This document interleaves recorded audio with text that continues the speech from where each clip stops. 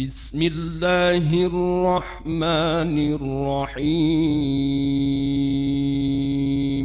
السلام عليكم ورحمة الله وبركاته.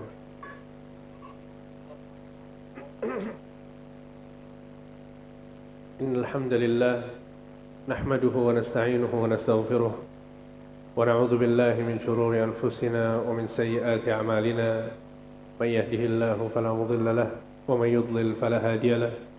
أشهد أن لا إله إلا الله وحده لا شريك له وأشهد أن محمدا عبده ورسوله صلى الله عليه وعلى آله وأصحابه ومن تبعهم بإحسان إلى يوم الدين. أما بعد، إخواني في الله وأخواتي في الدين رحمني ورحمكم الله جميعا. Alhamdulillah, kita bersyukur kepada Allah Subhanahu wa Ta'ala atas segala limpahan nikmat yang Allah berikan kepada kita semua, sehingga pada kesempatan kali ini Allah Subhanahu wa Ta'ala telah menggerakkan hati kita untuk terus beribadah kepadanya, sehingga kita bisa melaksanakan salat zuhur berjamaah. Dan kita berdoa kepada Allah Azza wa Jalla, semoga apa yang kita lakukan ikhlas karena Allah dan diterima di sisinya. Nasihat singkat yang ingin saya sampaikan pada kesempatan kali ini adalah nasihat yang Allah Subhanahu wa Ta'ala sampaikan kepada hamba-hambanya. Nasihat yang disampaikan oleh Rasulullah sallallahu alaihi wasallam di dalam banyak hadis, yaitu tentang sikap seorang anak kepada orang tuanya. Agama Islam mewajibkan kita untuk melakukan birrul walidain, yang artinya berbuat baik kepada kedua orang tua, karena mereka adalah orang-orang yang paling berhak untuk kita berikan kebaikan kepada mereka. Salah seorang sahabat Nabi pernah datang kepada Nabi sallallahu alaihi wasallam kemudian bertanya, "Ya Rasulullah, man ahaqqun nas bi husni sahabati?" Wahai Rasulullah, siapa orang yang paling berhak untuk mendapatkan kebaikan dariku? Maka Nabi sallallahu alaihi wasallam mengatakan, "Ummuka, ibumu." Kemudian sahabat ini bertanya lagi, "Kemudian siapa wahai Rasulullah?" Nabi pun menjawab, "Ibumu." Kemudian sahabat ini bertanya lagi, "Kemudian siapa wahai Rasulullah?" Maka Nabi SAW masih mengatakan, "Ibumu." Kemudian yang terakhir, ketika Nabi ditanya lagi, "Kemudian siapa wahai Rasulullah?" Maka Nabi SAW mengatakan, "Ayahmu." Sehingga kedua orang tua kita adalah orang yang paling berhak untuk kita berikan kebaikan kepadanya. Jika kita bersikap baik kepada teman kita bersikap baik kepada tetangga kita bersikap baik kepada istri kita bersikap baik kepada anak-anak kita, maka sikap baik kita kepada orang tua kita harus lebih besar daripada sikap kita kepada mereka semua. Sehingga dalam sebuah ayat Allah Subhanahu wa Ta'ala berfirman, "Wa'budullaha wa la tusyriku bihi syai'a wa bil walidaini ihsana."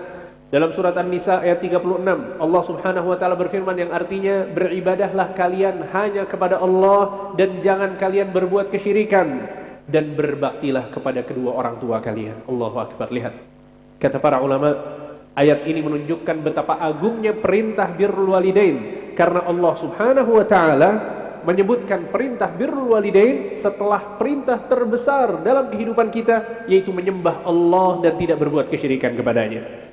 Karena kita tahu bahwa perintah terbesar dan larangan terbesar adalah perintah untuk beribadah hanya kepada Allah dan larangan untuk berbuat kesyirikan. Ternyata itu digandengkan oleh Allah Subhanahu wa Ta'ala dengan perintah untuk berbakti kepada kedua orang tua. Abdullah bin Abbas radhiyallahu anhuma wa ardhahuma, seorang sahabat yang mulia, beliau mengatakan, "Yuridul birra bihima ma'al lutfi walinil janib, fala yaghlaz lahuma fil jawab, wala yuhiddun nazara ilayhima, wala yarfa'u sawtahu alayhima, bal yakunu baina yadayhima mithla al-'abdi baina yaday sayyid tadhalluran lahuma." Kata Ibnu Abbas radhiyallahu anhu menjelaskan tentang apa maksud dari birrul walidain. Kata beliau, maksudnya adalah berlaku lembut kepada kedua orang tua. Catat baik-baik, berlaku lembut kepada kedua orang tua, tidak kasar dalam berbicara, menjawab atau berdiskusi dengan mereka, dan ia tidak melihat orang tuanya dengan pandangan yang tajam, dan ia tidak mengangkat suaranya di hadapan mereka, dan yang harus ia lakukan adalah menghadap kepada kedua orang tuanya bagaikan hamba menghadap kepada majikannya. Lihat, siapa di antara kita yang sadar untuk melakukan adab-adab ini di hadapan orang tua kita. Subhanallah, terkadang kita lalai. Terkadang kita lebih hormat kepada atasan kita daripada orang tua kita. Terkadang kita lebih hormat kepada orang yang tidak kita kenal daripada orang tua kita sendiri, karena memberikan manfaat kepada kita. Ibnu Taimiyah rahimahullah, Syekhul Islam, beliau pernah menjelaskan bahwa rasa cinta yang ada dalam hati seseorang kepada orang lain itu tergantung kebermanfaatan orang lain yang diberikan kepadanya. Sehingga kita cinta kepada istri kita, kenapa? Karena dia adalah orang yang banyak memberikan manfaat dalam kehidupan kita. Begitu juga mungkin para istri, kenapa bisa cinta sama suaminya? Karena banyak kebermanfaatan, kenyamanan hidup, ya, kecocokan yang menjadikan jatuh cinta kepada suaminya. Begitu juga dengan orang-orang yang di sekitar kita. Kenapa kita bisa suka, senang dengan si fulan, Ya karena orang baik-baik yang memberikan kebaikan kepada kita. Maka bagaimana dengan orang tua kita? Dan para ulama mengatakan bahwa orang tua adalah dua orang yang kebaikan mereka tidak bisa digantikan oleh orang lain. Sehingga seburuk apapun orang tua kita, sezalim apapun orang tua kita, kita tetap wajib untuk berbakti kepada mereka berdua. Ya karena sebagian orang subhanallah beralasan, Ustadz, orang tua saya bukan orang yang mengerti agama, atau Ustadz, orang tua saya bukan orang yang suka beramal soleh, Ustadz, orang tua saya banyak dosa dan maksiat. Maka itu tidak menjadikan kita lalai untuk berbakti kepada mereka berdua. Karena sekali lagi mereka memberikan kepada kita satu kebaikan yang tidak bisa diberikan oleh orang lain. Apa kebaikan tersebut? Kata para ulama, kebaikan tersebut adalah sebab keberadaan kita di muka bumi ini. Allah yang menciptakan kita, tapi lewat perantara mereka. Kalau tidak ada orang tua kita, kita tidak ada di muka bumi ini. Sehingga kita wajib berbakti kepada kedua orang tua kita. Walaupun mereka banyak salah, walaupun mereka melakukan dosa dan maksiat. Bahkan dalam surat Luqman, Allah Subhanahu wa taala berfirman, "Wa in jahadaka 'ala an tusyrika bi ma laysa laka bihi 'ilmun, fala tuti'huma wa shahibhuma fid dunya ma'rufa." Kata Allah Subhanahu wa taala, jika seandainya kedua orang tuamu memaksamu untuk melakukan kesyirikan kepada aku. Lihat, dosa apa lagi yang lebih besar? Kekurangan apa lagi yang lebih besar yang dimiliki oleh orang tua ketika dia memerintahkan anaknya untuk berbuat syirik kepada Allah? Orang tuanya bukan cuma berdosa, bukan cuma bermaksiat, bukan cuma zalim, bukan cuma memiliki banyak kekurangan, tidak. Tapi dia memaksa anak-anaknya untuk berbuat kesyirikan kepada Allah, memaksa anaknya untuk menyembah selain Allah. Apa perintah Allah kepada anak yang memiliki orang tua seperti itu? Apa kira-kira perintahnya, Pak? Apakah kita lawan mereka karena menyuruh kesyirikan? Apakah kita usir saja mereka, kita kasar saja sama mereka karena mereka memerintahkan kesyirikan kepada Allah? Allah mengatakan, fala tuti'huma, jangan engkau taat kepada mereka berdua, wa shahibhuma fid dunya ma'rufa, tapi berbaktilah kepada mereka berdua semasa kalian di dunia. Allahu akbar. Lihat, berbakti kepada orang tua tidak memandang agama. Berbakti kepada orang tua tidak memandang kesukuan. Berbakti kepada kedua orang tua, kita tidak boleh melihat, membedakan antara yang bertakwa dengan yang tidak, yang zalim atau yang adil. Bahkan seorang sahabat dari kalangan wanita datang kepada Nabi Shallallahu Alaihi Wasallam kemudian bertanya, wahai Rasulullah, sesungguhnya ibuku masih kafir, belum masuk Islam. Kondisinya dia dari Makkah datang ke Madinah untuk mengunjungiku. Apa yang harus aku lakukan? Kata Nabi Shallallahu Alaihi Wasallam, sili ummak, datangi ibumu, sambung tali silaturahmi antara engkau dengan ibumu. Lihat, Nabi Shallallahu Alaihi Wasallam tidak mengatakan kepada anak perempuan ini bahwa ibumu masih kafir, jangan didatangi. Itu tidak pernah diucapkan oleh Nabi Shallallahu Alaihi Wasallam. Lihat bagaimana agama Islam, agama adab, agama akhlak, agama penghormatan dari anak kepada orang tua mereka. Kemudian apa yang akan kita dapatkan kalau kita berbakti kepada kedua orang tua kita? Dan ini pembahasan yang paling menarik. Dan seharusnya pembahasan ini memotivasi kita untuk benar-benar berbakti kepada kedua orang tua kita. Yang pertama adalah yang akan didapat, Allah berjanji bahwa orang-orang yang berbakti kepada kedua orang tuanya, mereka akan dimasukkan ke dalam surga oleh Allah Subhanahu wa taala. Dalam sebuah hadis, Nabi sallallahu alaihi wasallam mengatakan, al-walidu awsatu abwabil jannah, sesungguhnya orang tua adalah pintu surga yang paling tengah. Fa in syi'ta fa'adhi' dzalikal bab aw ihfazhu. Jika engkau mau melalaikan pintu itu, maka abaikan orang tuamu. Tapi jika engkau ingin masuk ke dalam surga, maka perhatikanlah baktimu kepada orang tuamu. Lihat bagaimana Nabi SAW menggambarkan pintu surga yang berasal dari baktinya seorang anak kepada orang tua mereka. Kemudian di dalam hadis lain, Nabi SAW mengatakan, raghima anfuh, thumma raghima anfuh, thumma raghima anfuh. Celaka, celaka, celaka. 3 kali Nabi menyatakan orang ini adalah orang yang sangat celaka. Maka sebagian sahabat bertanya, man ya Rasulullah? Siapa orang yang celaka itu, hai Rasulullah? Maka Nabi SAW mengatakan, man adraka walidayhi indal kibar, ahadahuma au kilayhima, thumma lam yadkhulil jannah. Orang yang mendapati kedua orang tuanya sudah tua renta, kedua-duanya atau salah satunya, kemudian dia tidak masuk surga. Orang itu orang yang celaka, celaka, celaka. Kata para ulama, karena orang tua yang masih hidup adalah pintu surga yang terbuka dengan lebar. Betapa mudahnya seorang anak masuk ke dalam surga kalau mendapatkan orang tuanya sudah tua dan masih hidup. Sangat mudah. Yang harus dia lakukan adalah berbuat baik, sopan, santun, tidak mengangkat suaranya, berusaha menjadikan orang tuanya ridho kepadanya. Karena keutamaan yang kedua, ganjaran yang kedua yang disebutkan oleh Nabi SAW adalah bahwa Allah akan ridho kepada kita pada saat orang tua kita ridho kepada kita. Dan Allah akan murka kepada kita pada saat orang tua kita murka kepada kita. Dalam sebuah hadis Nabi SAW mengatakan, ridallah fi ridal walidain wa suhtuhu fi suhtil walidain. Sesungguhnya ridhonya Allah itu tergantung pada ridho orang tua, dan kemurkaan Allah tergantung pada kemurkaan orang tua. Hadis ini teman-teman sekalian cukup untuk menjadikan kita orang yang paling berbakti kepada kedua orang tua kita. Sebetulnya hadis ini cukup. Kita nggak perlu hadis-hadis yang lain. Bayangkan ridha Allah yang menjadi tujuan kehidupan kita. Kenapa kita berkumpul di sini untuk sholat? Untuk mendapatkan ridha Allah, betul tidak? Kita datang ke masjid untuk mendapatkan ridha Allah. Kita berpuasa Ramadan untuk mendapatkan ridha Allah. Ternyata Nabi SAW menyebutkan bahwa ridha Allah itu tergantung dengan ridha orang tua kita. Orang tua kita ridha sama kita, Allah ridha sama kita. Orang tua kita murka kepada kita, maka Allah juga murka kepada kita. Sehingga ini adalah keutamaan yang kedua. Kemudian keutamaan yang ketiga adalah bahwa birrul walidain merupakan perintah Rasulullah SAW kepada setiap kaum muslimin.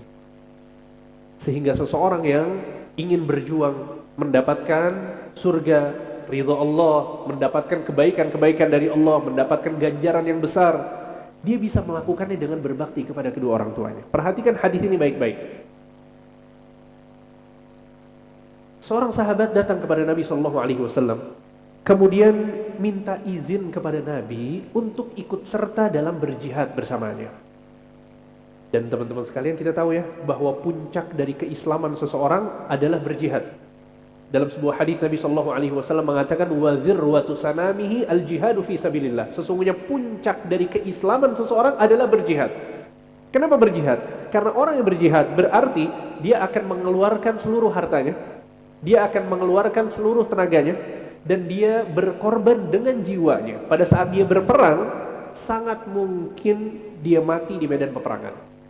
Sehingga dia tidak lagi berpikir tentang dunia, tidak lagi berpikir tentang ambisinya, dia mau dapat rumah yang besar, dapat mobil yang mewah. Itu sudah dikubur semua. Yang dia ingin dapatkan adalah surga dan selesai, tidak ada lagi. Ini adalah puncak dari keislaman seseorang.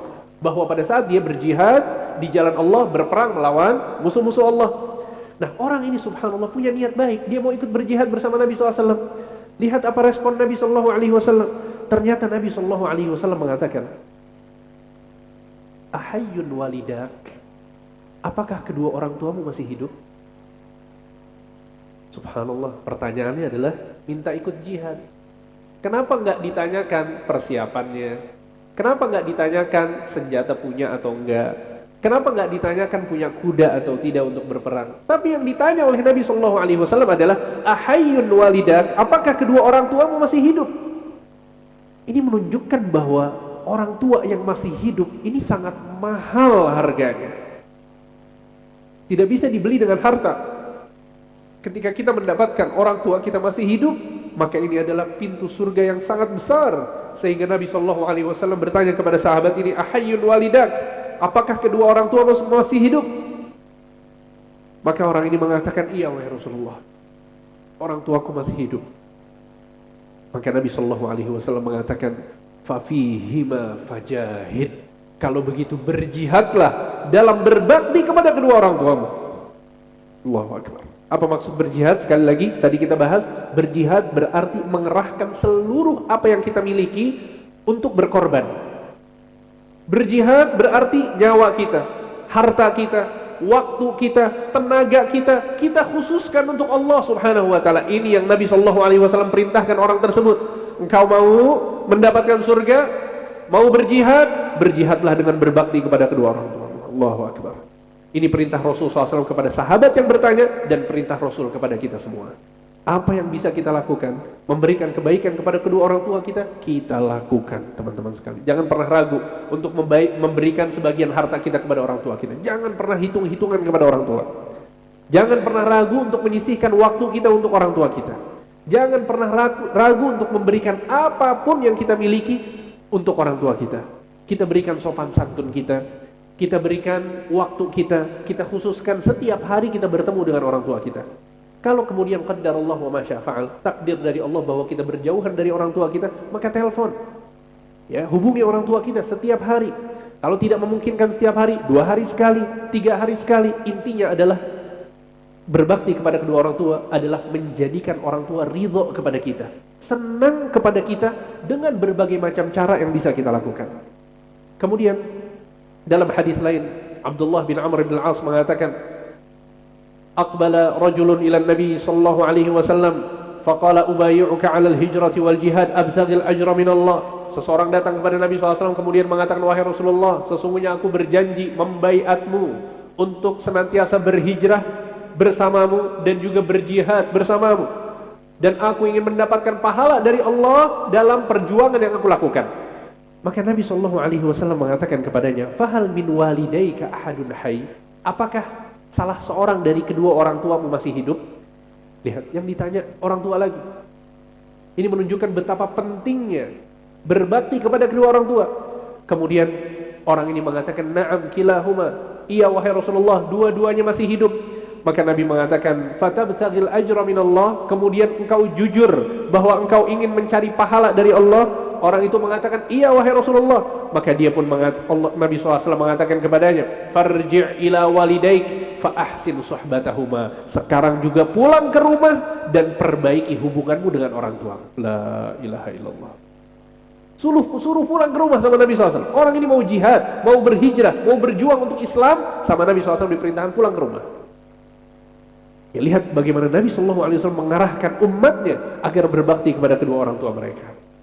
Kemudian diantara ganjaran dan pahala bagi orang yang melakukan birrul walidain adalah bahwa Allah Subhanahu wa taala akan meluaskan rizki orang yang berbakti kepada kedua orang tuanya dan memanjangkan umurnya. Dalam sebuah hadis Nabi sallallahu alaihi wasallam mengatakan, "Man sarrahu an yubsata alaihi rizquhu aw yunsa'a fi atharih falyasil rahimah." Barang siapa yang mau diluaskan rizkinya, dipanjangkan umurnya, hendaknya dia melakukan silaturahmi. Dan para ulama mengatakan di antara Badruddin Al-Aini, birrul walidain min a'zami silatir rahim, dan silaturahmi yang paling agung adalah berbakti kepada kedua orang tua. Kemudian dalam hadis lain yang diriwayatkan oleh Imam Ahmad bahwa Anas bin Malik mengatakan, aku pernah mendengar Rasulullah sallallahu alaihi wasallam mengatakan, man sarrahu an yumaddalahu fi umrihi wa yuzada fi rizqihi falyabir walidayhi. Barang siapa yang ingin diluaskan rizkinya dan dipanjangkan umurnya, hendaknya dia berbakti kepada kedua orang tuanya. Ya, subhanallah. Dan yang saya perhatikan, teman-teman sekalian, bahwa orang yang berbakti sama orang tuanya gak ada yang sengsara di dunia. Betul tidak? Ya, banyak kisah-kisah, bahkan orang-orang yang kita lihat pada saat dia royal sama orang tuanya, suka memberi kepada orang tuanya, perhatian sama orang tuanya, baik, sopan, santun kepada orang tuanya, dibuka pintu rizkinya sama Allah Subhanahu wa taala. Dan ini perkara bukan hitung-hitungan secara matematika. Ini adalah hitung-hitungan secara Al-Quran, secara hadis, secara wahyu dari Allah Subhanahu wa taala. Yang berbakti dibuka pintu rizkinya. Sehingga itu adalah di antara keutamaan-keutamaan dalam birrul walidain. Kemudian yang terakhir, kita tutup dengan ini, bahwa anak yang berbakti kepada kedua orang tuanya adalah orang yang akan diberikan oleh Allah Subhanahu wa taala keutamaan berupa mujabud da'wah. Doanya akan selalu dikabulkan oleh Allah. Dalam sebuah hadis, Nabi sallallahu alaihi wasallam mengatakan, sesungguhnya kata Nabi sallallahu alaihi wasallam, akan datang kepada kalian ya seseorang dari suku Qarn, dan dia adalah orang yang berbakti kepada kedua orang tuanya. Jika kalian bisa beristighfar, meminta istighfar kepada orang tersebut untuk kalian, maka lakukanlah. Sehingga Umar bin Khattab radhiyallahu anhu arda mencari sosok orang ini.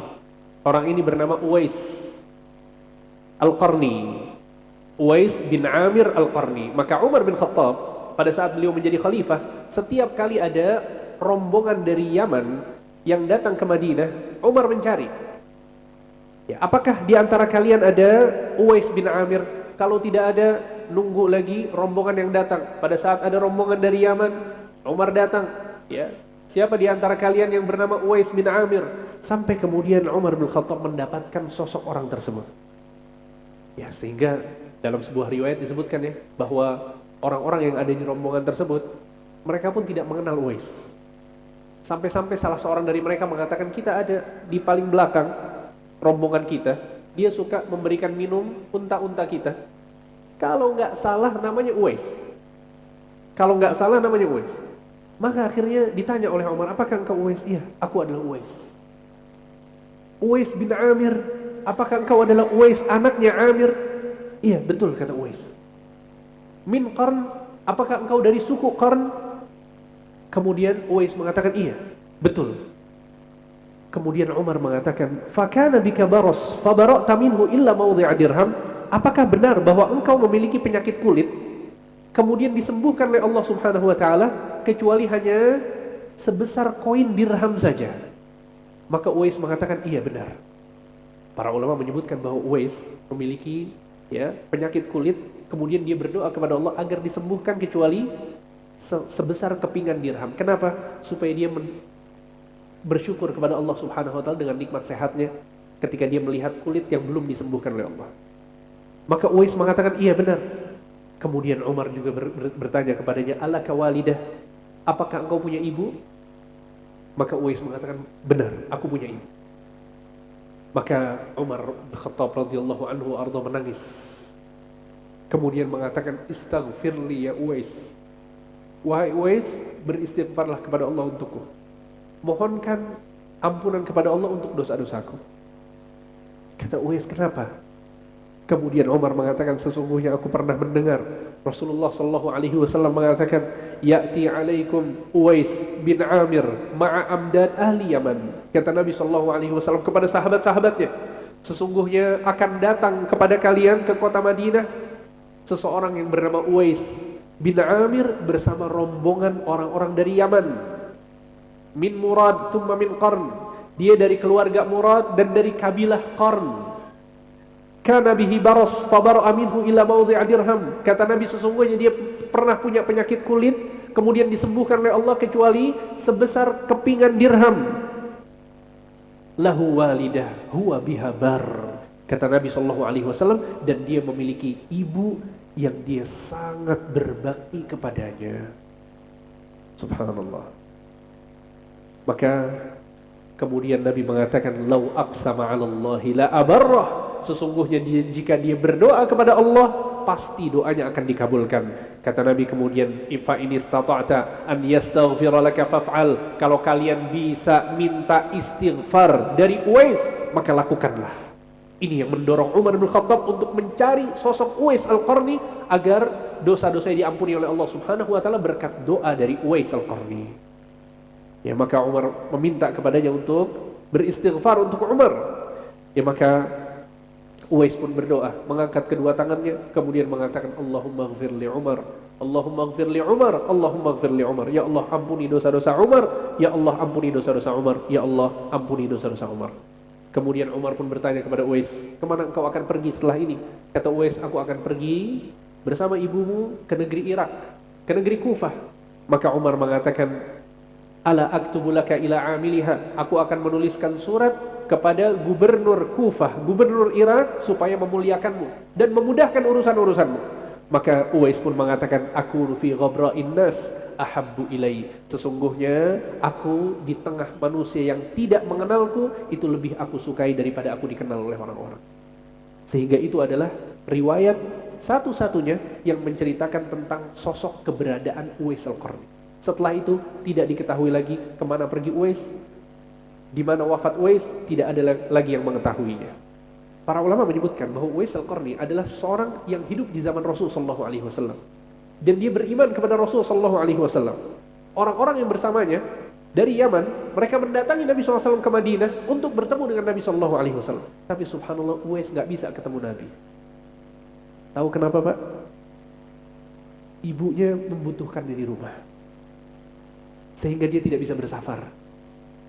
Padahal tujuan safarnya untuk apa? Tujuan safarnya bukan untuk bekerja. Tujuan safarnya bukan untuk cari uang. Tujuan safarnya bukan untuk meniti karir, bukan. Tujuan safarnya adalah untuk bertemu Rasulullah Sallallahu Alaihi Wasallam. Tapi diurungkan oleh Uwais. Kenapa? Ibunya membutuhkannya di rumah. Ya, sehingga dia tidak bertemu dengan Nabi SAW. Seharusnya kalau dia bertemu dengan Nabi, dia resmi menjadi sahabat Nabi. Tapi dia tidak pernah bertemu dengan Nabi SAW. Akan tapi lihat bagaimana Allah Subhanahu Wa Taala mengganti kemuliaan menjadi sahabat Nabi, menjadi seorang hamba yang berbakti kepada kedua orang tuanya, dan doanya pasti diterima. Bahkan Umar bin Khattab meminta doa kepada Uwais Al-Qarni. Ya, sehingga itu adalah sosok Uwais Al-Qarni yang dijawab doa-doanya oleh Allah Subhanahu Wa Taala disebabkan karena baktinya kepada kedua orang tuanya. Sehingga jadilah anak yang berbakti. Kita sering mendapatkan nasihat ini pada saat kita kecil, betul tidak? Pada saat kita masih SD, SMP, SMA, kita sering dinasehati untuk berbakti kepada kedua orang tua. Saya sering mengatakan bahwa kita yang sudah menikah dan yang sudah punya anak-anak, ini lebih penting untuk dinasehati tentang berbakti kepada kedua orang tua. Betul tidak? Karena anak kecil disuruh berbakti sama orang tuanya, ya, kalau dia tidak mau berbakti, dia nggak bisa pergi kemana-mana. Kalau orang tuanya murka kepadanya, mau pergi kemana? Dia nggak punya rumah kecuali rumah orang tuanya. Dia nggak punya uang kecuali dari orang tuanya. Nggak bisa makan kecuali dari orang tuanya. Tapi yang berbahaya adalah sosok seorang yang sudah dewasa, sudah punya kehidupan sendiri, sudah punya pendapatan sendiri, sudah punya istri, sudah punya anak-anak, pekerjaannya menyibukkan luar biasa. Pada saat ibunya telepon minta datang, nggak bisa. Kenapa? Sibuk. Pada saat ibunya minta tolong, nggak bisa. Kenapa? Sibuk. Kesibukan demi kesibukan menjadikan orang ini durhaka kepada orang tuanya. La ilaha illallah. Ya, sehingga kita yang sudah menikah, yang sudah dewasa, ya, penting untuk selalu mendengar nasihat ini dan meresapinya di dalam hati kita. Berbaktilah kepada kedua orang tua kita, ya, apalagi kalau mereka masih hidup. Dan juga satu hal penting menjadi catatan terakhir adalah bahwa berbakti kepada kedua orang tua itu bukan hanya pada saat orang tua kita masih hidup saja.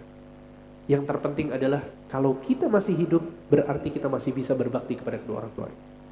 Bagaimana caranya? Yang pertama, memuliakan orang yang dimuliakan oleh orang tua kita. Kakak, adik orang tua kita datangi, kita sambangi, kita berikan sebagian harta kita berikan perhatian kepada mereka. Jika ada orang yang dicintai oleh orang tua kita cintai juga, kita hormati juga. Kemudian yang kedua adalah melakukan amalan-amalan soleh yang disunnahkan oleh Nabi Sallallahu Alaihi Wasallam, yang dibolehkan di dalam syariat untuk dikirim pahalanya kepada orang yang sudah wafat. Contohnya seperti sedekah. Boleh seseorang bersedekah dengan niat pahalanya untuk orang tua yang sudah wafat. Boleh juga melaksanakan haji atau umrah. Ya, ini sesuatu dibolehkan. Ya, kalau kemudian orang tua kita punya hutang puasa, boleh kita berpuasa untuk menggantikan hutang puasa orang tua kita yang tidak sempat dibayarkan. Itu dibolehkan. Sehingga ini adalah amalan-amalan yang disebutkan hadis-hadis dari Nabi SAW bahwa kita bisa mengirimkan pahalanya untuk orang tua kita yang sudah wafat. Barakallahu fikum. Semoga apa yang disampaikan bermanfaat. Wa sallallahu ala nabiyyina Muhammad wa ala alihi wa sahbihi ajma'in. Subhanakallahumma wa bihamdika asyhadu an la ilaha illa anta astaghfiruka wa atubu ilaik. Wassalamu alaikum warahmatullahi wabarakatuh.